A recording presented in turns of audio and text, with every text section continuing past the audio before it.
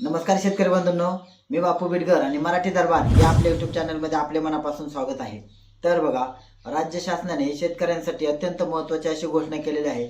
त्यामध्ये आपले जे कृषी मंत्री असतील माननीय दत्तात्रय भरणे यांनी एक अतिशय महत्त्वाची शेतकऱ्यांसाठी अपडेट दिलेली आहे। तर बघा, त्यांनी नेमकी काय अपडेट दिलेली आहे।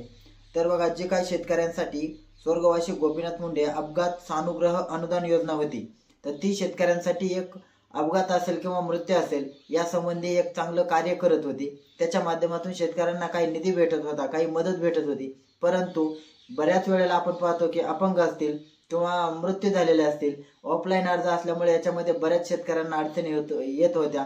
तसेच त्यांचे जे निधी असेल त्या निधीची वितरण म्हणजे निधीचं त्यांच्या बँकेमध्ये हस्तांतरण होईपर्यंत शेतकऱ्यांना याचा बराच त्रास होत होता। आणि ही बाब लक्षात घेऊन ही योजना जी काय आता स्वर्गवासी गोपीनाथ मुंडे अपघात सानुग्रह अनुदान योजना आहे ती आता बंद करून त्याच्यामध्ये म्हणजे योजना चालूच आहे, परंतु ती जे काय अनुदान असेल ते आता डीबीटीचे म्हणजे महाडीबीटी आहे फार्मर स्कीम वरती तुम्हाला त्याची सर्व प्रक्रिया करता येणार आहे। म्हणजे आता हे तुम्हाला अर्ज करण्यापासून ते अर्जाचं तुमच्या पैशाचं वितरण होईपर्यंत ही प्रोसेस सर्व आता महाडीबीटीवर होणार आहे।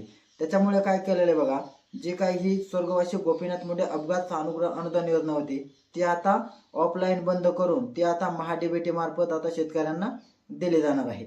आता या योजनेमधून नेमकं काय होत होतं तर बघा, शेतकऱ्यांचा जर मृत्यू झाला, त्याच्यामध्ये समजा काय अपघात झाला, सर्पदंश असेल किंवा इतर कारणामुळे शेतकऱ्यांचा मृत्यू किंवा अपघात झाल्यास त्यांना या योजनेचा लाभ भेटत होता।